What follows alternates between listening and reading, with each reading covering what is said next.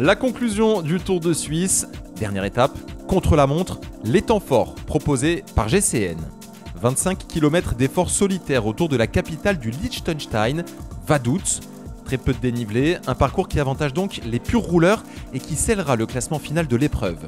Les écarts sont minimes, Higuita est en jaune, 2 secondes d'avance sur Geraint Thomas et 19 sur Jakob Fuglsang. Le premier temps de référence est signé Dylan van Baarle.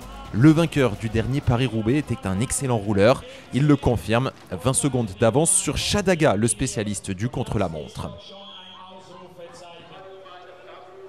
Le néerlandais donc en tête et un belge qui commet une erreur de trajectoire, il s'agit de Ilan van Wilder, le coureur complet de l'Alpha Vinyl Quick-Step qui voit malheureusement son Tour de Suisse s'arrêter là. Son coéquipier et compatriote Remco Evenepoel s'élance dans un duel qui devrait déterminer la victoire de l'étape face à Stefan Kung. Kung face à Evenepoel, on a déjà vu ça, notamment lors du dernier championnat d'Europe, ça avait tourné à l'avantage du Suisse. Au premier intermédiaire, 2 petites secondes d'avance sur Remco Evenepoel pour Stefan Kung. Mais le Belge est en forme, il est monté en puissance au cours de ce Tour de Suisse et il coupe la ligne avec 1 minute et 4 secondes d'avance sur Dylan van Baarle. Daniel Felipe Martinez, qui s'est mué en équipier tout le long de la semaine, réalise un très bon contre-la-montre. Il prend la 2e place provisoire derrière Remco Evenepoel.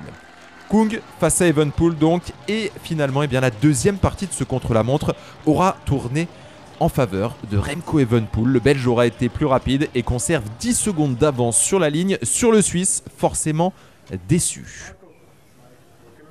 Un autre affrontement va maintenant polariser notre attention, celui pour la victoire finale entre Higuita, Geraint Thomas et Jakob Fuglsang. Ils se tiennent en 19 secondes. Le premier à s'élancer, Jakob Fuglsang, puis Geraint Thomas.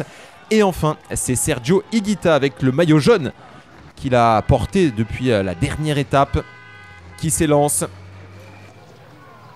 Et à l'intermédiaire, déjà ce que l'on attendait, ce que l'on pressentait. Et Geraint Thomas est le plus rapide, 7 secondes de retard sur Stefan Kung. Fuglsang pointe lui à 23 secondes. Sergio Higuita est beaucoup plus loin à 51 secondes. Pour l'instant, le vainqueur provisoire, c'est Geraint Thomas devant Jakob Fuglsang et Sergio Higuita. Mais Jakob Fuglsang fait une 2e partie de contre-la-montre un petit peu moins rapide et perd 1 minute et 2 secondes sur la ligne malgré ce très beau jeté de vélo.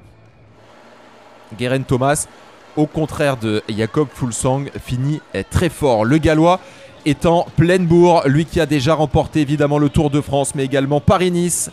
Le Tour de Romandie l'an passé termine très bien au point de jouer avec la victoire d'étape. Il va manquer seulement 3 petites secondes à Geraint Thomas pour priver Remco Evenepoel de victoire, mais l'essentiel est ailleurs. Le Gallois va s'offrir ce Tour de Suisse parce que Sergio Higuita est loin, trop loin, et que le Colombien va donc s'incliner face à Geraint Thomas. 1 minute et 17 secondes de retard sur la ligne face à Remco Evenepoel qui remporte donc ce contre-la-montre. Et Geraint Thomas s'adjuge lui le classement général. Remco Evenepoel à 22 ans s'offre sa première victoire en World Tour en contre-la-montre. Sa 9e victoire depuis le début de cette saison, la 31e depuis le début de sa carrière. Remco Evenepoel donc, qui remporte la victoire devant Geraint Thomas et Stefan Kung. Au classement général, c'est Geraint Thomas qui s'impose à 36 ans. Il est de retour à son meilleur niveau. C'est sa 5e course par étape en World Tour. Lui qui avait terminé 2e en 2015, battu de 5 petites secondes par Simon Spilak, est de retour 7 ans plus tard pour s'offrir la victoire. Il devance largement Sergio Higuita et Jakob Fuglsang qui complète donc ce podium. Geraint Thomas qui a commencé donc comme équipier sur ce Tour de Suisse et qui finalement s'offre la victoire. Higuita, le dauphin, se console avec le maillot de meilleur jeune. Le meilleur grimpeur, Quinn Simmons, grâce à ses 3 échappées. Et enfin, le meilleur sprinter qui aura tourné autour cette semaine, 2e et 3e d'étape, mais qui se console avec le maillot de meilleur sprinter. 2 choses à retenir de ce Tour de Suisse, le Covid qui est bien de retour, ils étaient 152 au départ, ils ne sont que 76 à l'arrivée.